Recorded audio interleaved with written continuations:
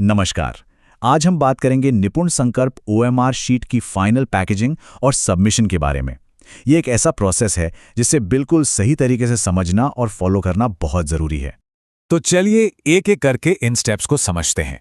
देखिए, ये पूरा इवैल्यूएशन कंप्यूटर पर होना है, तो अगर इन स्टेप्स में कोई गलती हुई ना, तो पूरी मेहनत पर पानी फिर सकता है। तो एक स्मूथ और एरर फ्री प्रोसेस के लिए ये बहुत ज़रूरी है। तो आज हम क्या क्या कवर करने वाले हैं?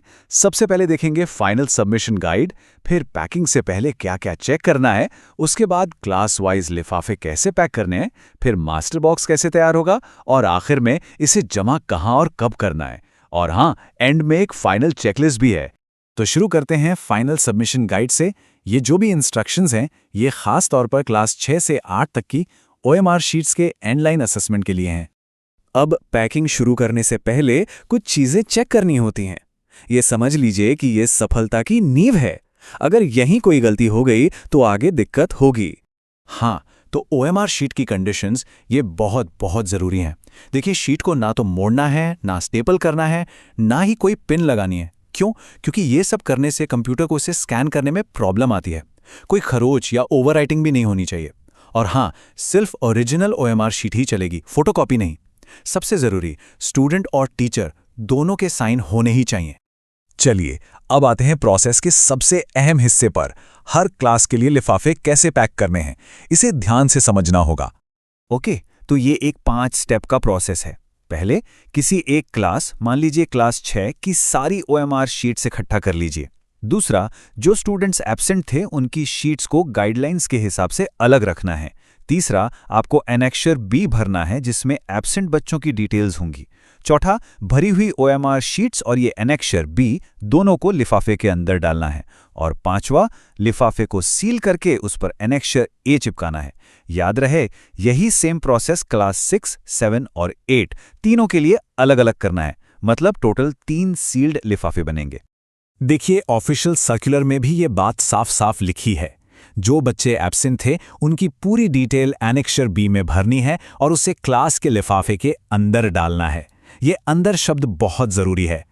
और ये रहा वो फॉर्म, एनेक्शर बी।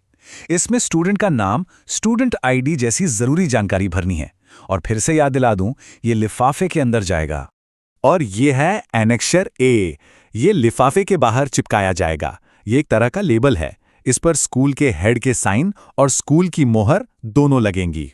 तो कंफ्यूजन ना हो, इसलिए एक बार फिर से समझ लेते हैं। एनेक्शर ए, ये है लेबल जो सीलबंद लिफाफे के बाहर लगेगा। इस पर हेड के साइन और स्टैंप होगी। और एनेक्शर बी, ये एब्सेंट स्टूडेंट्स की लिस्ट है जो लिफाफे के अंदर रखी जाएगी, बाहर और अंदर। बस इतना याद रखना है। ठीक है, तो अब हमारे पास तीनों क्लास के लिफाफे तैयार हैं, सील भी हो चुके हैं। अब अगला कदम है इन सबको एक साथ लाने का। करना बस इतना है कि क्लास 6, 7 और 8 के तीनों सीलबंद लिफाफों को एक बड़े लिफाफे या एक बॉक्स में डाल देना है। मकसद ये है कि डिलीवरी के लिए एक सिंगल सिक्योर पैकेज तैयार हो जाए। चलिए, अब बात करते हैं सबसे ज़रूरी जानकारी की। ये मास्टर बॉक्स आखिर जमा कहाँ और कब तक करना है? तो ध्यान दीजिए, ये सभी सीलबंद लिफाफे आपको अपने संबंधित जोनल डिस्ट्रीब्यूशन सेंटर यानी ZDC में जमा करने हैं। किसी सेंट्रल ऑफिस में नहीं, बल्कि आपके अपने ZDC में।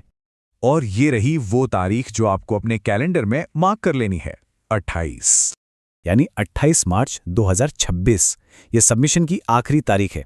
इसके बाद सबमिशन नहीं हो पाएगा, तो इस डेट को बिल्कुल भी मिस नहीं करना है। सब कुछ करने के बाद जमा करने से ठीक पहले आइए एक बार फटाफट से फाइनल चेकलिस्ट देख लेते हैं, ताकि कोई भी चीज छूट ना जाए। ओके, तो चेक करते हैं, क्या हमारे पास 3 अलग अलग सीलबंद लिफाफे हैं क्लास 6, 7 और 8 के? टिक। क्या हर ओएमआर पर साइन है और वो अच्छी कंडीशन में है? टिक। क्या एनेक्शर बी यानी एब्सेंट स्टूडेंट्स की लिस्ट भरी हुई है और हर लिफाफे के अंदर है? टिक। क्या एनेक्शर ए यानी लेबल भरा हुआ है, साइन और स्टैम्प के साथ बाहर चिपका है? टिक। क्या तीनों लिफाफे एक मास्टर बॉक्स में हैं? टिक। और क्या इसे सही ZDC पर 28 मार्च 2026 तक जमा करने का प्लान है? टिक। अगर ये सब टिक है तो आप पूरी तरह तैयार हैं। देखिए, इन सभी स्टेप्स को फॉलो करने से ये तो पक्का हो जाएगा कि हर स्टूडेंट के काम का सही से मूल्यांकन हो। पर ये हमें एक बड़े सवाल पर भी लाकर खड़ा करता है कि भविष्य में एग्जाम के इन एडमिनिस्ट्रेटिव प्रोसेस को और भी आसान और भी बेहतर कैसे बनाया जा सकता है।